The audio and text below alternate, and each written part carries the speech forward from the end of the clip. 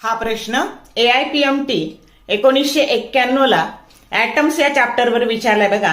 The ground state energy of hydrogen atom is -13.6 electron volt. The energy needed to ionise hydrogen atom from its second excited state. Option A 1.51 electron volt, B 3.4 electron volt, C 13.6 electron volt and D none of these.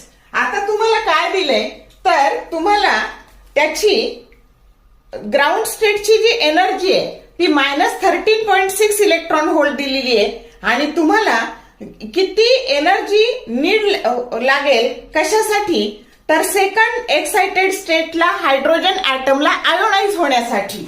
मग आता बघा काय करायचं तर ही first excited state असते आणि ही second excited state असते आणि त्याची जी एनर्जी असते त्याच्या अपोजिट आयोनायझेशन एनर्जी असते.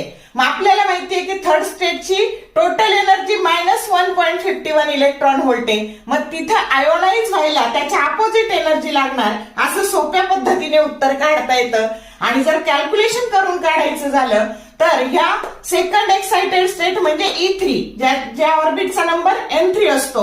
मग E3 जर काढायची तर आयोनायझेशन एनर्जी येणार टोटल एनर्जी एवढी तर आयोनायझेशन एनर्जी येणार 13.6 डिवायडेड बाय आता बघा N3 आहे त्याचा स्क्वेअर म्हणजे 9 13.6 divided by 9 that is 1.51 electron volt. मग तुम्ही डिरेक्टली पण काढू शकता ह्या पद्धतीने. ही सोपी आहे की टोटल एनर्जी एवढी तर त्या एक्साइटेड स्टेटची आयोनायझेशन एनर्जी त्याच्या अपोजिट घ्यायची आणि कॅल्क्युलेशन करून अशी काढू शकता की जो करेक्ट ऑप्शन ए आहे. शॉर्ट व्हिडिओ आवडले लाईक करा, शेअर करा, कमेंट करा.